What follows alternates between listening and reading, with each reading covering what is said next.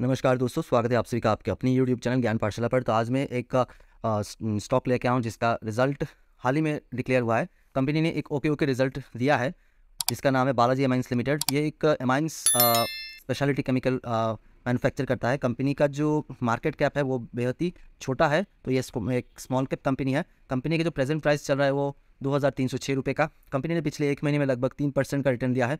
Company ने पिछले 5 सालों में लगभग 290% का एक शानदार रिटर्न कमा के दिया है। कंपनी ने पिछले मैक्सिमम चार्ट में जैसे कि देख पा रहे हैं, कंपनी ने लगभग 8000% का एक धमाकेदार रिटर्न दिया है।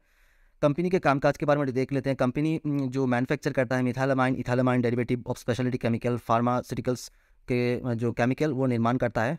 तो एक यूनिक जो लाइनअप कहते हैं, यूनिक एक सेक्टर है जहाँ पर कंपनी स्पेशलिटी केमिकल मैन्युफैक्चर करता है, वो सेल्स करता है। कंपनी का जो कैटेगरी मेन 3 कैटेगरीज में कंपनी डिवाइड है: एमाइंस डेरिवेटिव और स्पेशलिटी एंड अदर केमिकल, जैसे कि ethylamine, amino ethanol, acetamide, amine hydrochloride etcetera. Company के क्लाइंट जो बेस हम देख लेते हैं। कंपनी का क्लाइंट ग्लोबली डिस्ट्रीब्यूट हुआ है। जैसे कि यहाँ पर देख पा रहे हैं, कंपनी का client USA, UK, Argentina, Latin America, Canada, Israel, Bangladesh, Pakistan, Germany, Italy, Egypt, south Africa से क्लाइंट है। तो कंपनी एक वेल एस्टेब्लिश्ड ब्रांड बन चुका है। अराउंड 50+ कंट्री से कंपनी का क्लाइंट है। तो कंपनी एक well established well known brand बन चुका है अपने कामकाज को दिखाकर। दोस्तों, कंपनी का जो मार्केट कैपिटलाइजेशन है वो 7,473 करोड़ रुपए का हाई लगाया था। 3,844 रुपीज़ का लो लगाया था। 1,925 रुपीज़ का जो स्टॉक का present price to earning ratio चल रहा है वो 23.0 का। बुक वैल्यू चल रहा है 480 रुपीज़ का। डिविडेंड यील्ड कंपनी आपको देती है 0.26% का। ROCE यानी कि रिटर्न और कैपिटल एम्प्लॉयड है 39.1%, जो कि बेहद ही अच्छा है। ROE यानी कि रिटर्न ऑन इक्विटी है 23.2% का। और फेस वैल्यू है कंपनी का 2 का। कंपनी का प्रॉस एंड कॉन देख लेते हैं। कंपनी का कॉन्स तो नहीं है पर प्रॉस बहुत सारे हैं। कंपनी अपना जो डेट रिड्यूस कर रहा है, कंपनी ऑलमोस्ट डेट फ्री है। कंपनी का जो प्रॉफिट ग्रोथ है वो पिछले 5 सालों में लगभग 23.6% का CAGR कंपनी ने दिया है। कंपनी का जो रिटर्न ऑन इक्विटी वो भी 28.6% का है पिछले 3 सालों का, जो कि बेहद ही अच्छा है। कंपनी का जो डेटो डेज वो भी इम्प्रूव्ड काफ़ी हद तक हुआ है। कंपनी का जो क्वार्टरली सेल्स देख लेते हैं। क्वार्टरली सेल्स कंपनी का कंटिन्यूसली ग्रो हो रहा है।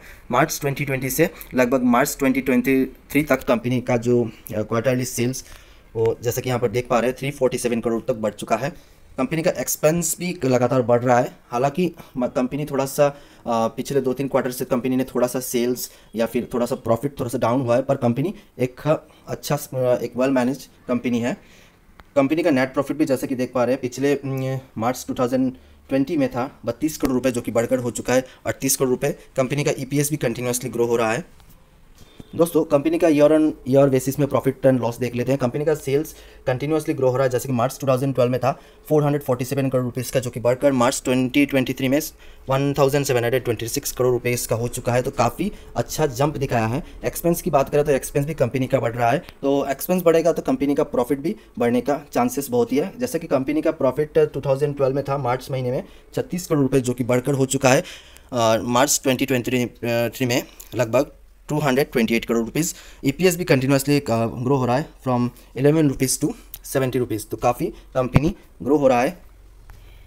कंपनी के पास रिजर्व भी बेहद ही अच्छा है। जैसे कि कंपनी के पास मार्च 2012 में था 140 करोड़ रुपए का रिजर्व, जो कि बढ़कर हो चुका है 1394 करोड़ रुपीज़ का रिजर्व, जो कि बेहद ही अच्छा है। वो कंपनी फ्यूचर एक्सपेंशन के लिए इसे यूज़ कर सकता है।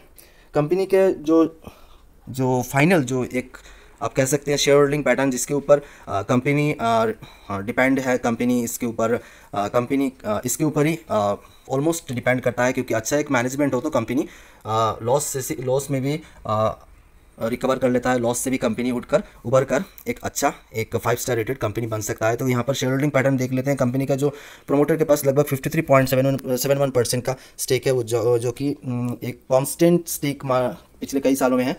FIA के पास है 4.45% का एक स्टेक। DII यानी कि डोमेस्टिक इंस्टीट्यूशन इन्वेस्टर के पास है 0.34% का एक ना के बराबर का स्टेक। और बाकी सब कुछ है पब्लिक यानी कि बड़े बड़े इन्वेस्टर यानी कि रिटेल इन्वेस्टर के पास लगभग 41.50% का स्टेक है। तो कंपनी एक 4 स्टार रेटेड एक शेयर होल्डिंग पैटर्न रखता है। इतना बुरा भी नहीं है और इतना अच्छा भी नहीं है।